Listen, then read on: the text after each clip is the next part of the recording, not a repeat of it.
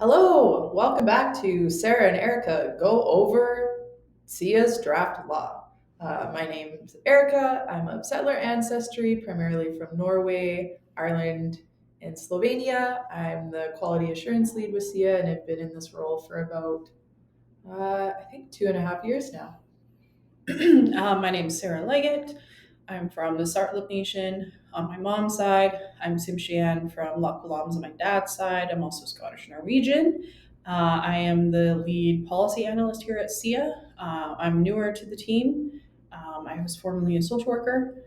And yeah, I'm grateful to be here to go over the guiding principles. Yeah.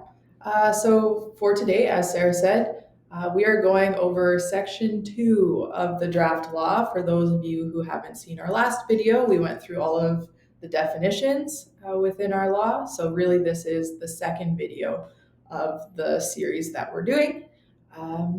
So we're gonna get started. All right, so our guiding principles. I like to describe the guiding principles really as the lens through which the entire law is interpreted.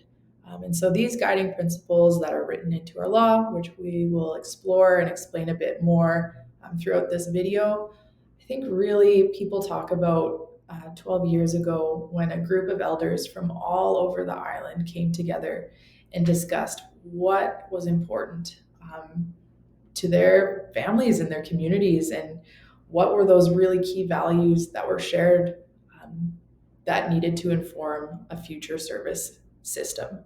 And so in pulling on all of all the previous work done by multiple other organizations within the South Island, our guiding principles really came out of those consultation efforts, as well as just bringing that back into community consistently and saying, do we like this? Does this make sense? Does this make sense? To try to really have those standards and that framework through which our entire law is interpreted through. And so on an extra level to that too, we'll talk about dispute resolution in another video, but really our guiding principles are the foundation of how our dispute resolution system is going to work. It's the foundation about how all these systems are going to work. So it was just so important to have them grounded with what community wanted. So we're going to explain a bit more about each one of them now. So the guiding principles that are outlined within our law are there's 10 of them. So the children are sacred. Family is the center of everything. It takes a community to raise a child. We are all related. We are all one. Respect, reciprocity, love, one heart, one mind, blanketing, lifting someone up, and language.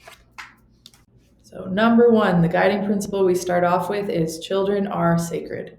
Really, that is the foundation of everything that we are doing, the direction that we've been given from leadership, from community, from elders, is that children are sacred. They are gifts from the Creator, and that it's everyone's responsibility to honor children and uphold that sacredness, and honor them as that gift, and just acknowledging that children are the future of the nations, where they're from, and it will be their responsibility to carry out these teachings in this law for generations to come. Our next guiding principle is family is the center of everything. So this guiding principle talks about a child's best interest are promoted when a child resides with members of the family. We recognize kinship relations. We recognize the importance of children and youth in our communities knowing who they are and where they come from, and to have opportunities to be connected and guided by their family and community. And we also recognize that, in regards to children's safety, that we need to engage families in those process and empower them to resolve any sort of concerns. And I think too, this guiding principle highlights that within our system, it is just built as an entirely family-driven system, and acknowledging the uniqueness between different families. And families have their own teachings, their own protocols, And so really coming back to like family is the center of everything. Family is the center of this process. All right, so our next guiding principle is it takes a community to raise a child. This is something that we've heard consistently, also within community, really that it's everyone's responsibility and that communities have obligations to support families when they're in need of help. And it's the responsibility of every community member to ensure the safety and well-being of children. And we think about this law and this jurisdiction journey of it is truly, it's no longer the government or whatever. It's not their responsibility to be ensuring all of these things now. Like this jurisdiction journey is really about taking that back and really reinstating community as saying like this is community's responsibility, and coming back to that. So that is another just core part of this law. So the next guiding principle is we are all related. We are all one.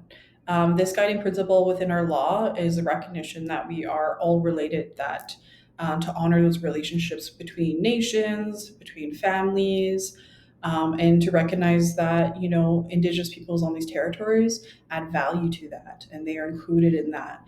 And this guiding principles are reflected within our law with our programs and services.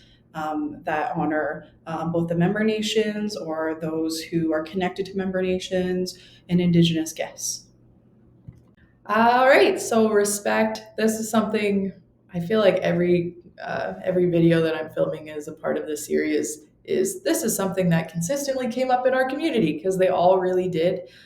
But respect, respecting families and elders, and ourselves, and also just the importance of respecting our children, and respecting and honoring that children have that unique voice and unique gifts, to bring into spaces and decision making, and that we need to be able to respect that space that they're coming from. This also speaks to kind of that guest host protocol, that really is guiding this work as well, of saying that that guests on these territories, both in our law, it's talking about Indigenous guests, but really saying like it is the responsibility of guests to respect the laws and beliefs of the nation on whose territory that they're residing. And also respecting just the interconnectedness of relationships between all things, knowing that teachings can be learned through relationships with the land and our more than human kin, and really just creating that space of respect and really, I suppose creating space for that in our law within every system to ensure that people under this law are treated with the utmost respect, in honoring the protocols that have existed since time immemorial.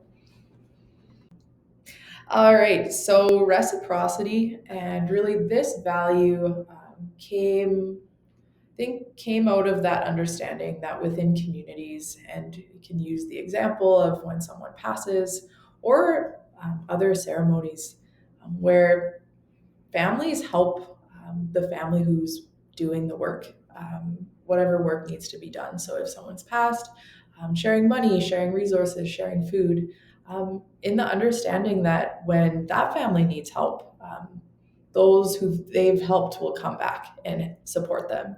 And so really it's creating that circle of care, that circle of support, and really that's captured within this value of reciprocity, acknowledging that it's important to share with family and help other families and community when they're in need, and that also children and families should be given opportunities to share and support their care and support their communities when they're able to. And that ceremonies are just such a beautiful, and like those are these foundational ways that this practice already occurs in community so naturally. So the next guiding principle is love. Love is the foundation of family and community relationships. Decisions regarding children and families should always come from a place of love, care, and understanding. The best interests of a child are promoted when they and their family are treated with love. And then when making decisions, we recognize the impacts of colonialism, the impacts of intergenerational trauma, and that these families should be treated with love and care and compassion and understanding. So the next guiding principle is one heart, one mind. What this means is that we leave our differences at the door, our agendas, our feelings, or things like that, and just commit to working together in a good collective way.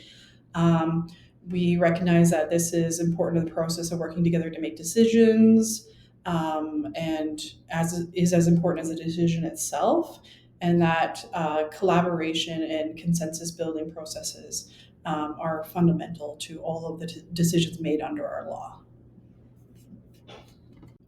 So the next one is blanketing slash lifting someone up. And so this really comes from yeah, that tradition of within the communities who make up SIA of blanketing and um, the significance of that within people's lives. And so this can happen when harm has occurred, and within our law, we just see it as so important. Once harm has occurred, to wrap those involved in warmth and protection and the necessary supports to prevent further harm. And we see this happening within community already. And so that's where that comes from. We also acknowledge in our law the importance of honoring milestones for children, youth, and families within their healing and life journeys. So part of our law, like that's the foundation of also wanting to come alongside families and celebrate them in their healing journeys and really honoring and uplifting them in doing so. And really just acknowledging like blanketing and these processes of wrapping children, youth, and families reflects the love of all those who've gone before in this journey, who took it upon themselves to do this work, to do this jurisdiction work and this law drafting work and all of this fighting and pushing this agenda forward in order to uplift future generations. Yeah.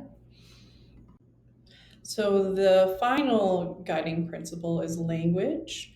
Our law recognizes that languages, our traditional languages, contain laws, beliefs, teachings, culture, spirituality, ancestral knowledge. That the transmission of language is integral to continuing our culture.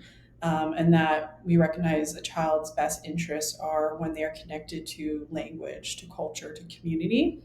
And then we are also hoping to utilize the local languages within the law, within our guiding principles. So we're hoping to develop translations of our guiding principles and things like that into languages. Yeah. And so we have, I think it's 5 languages of the member nations here on the territory.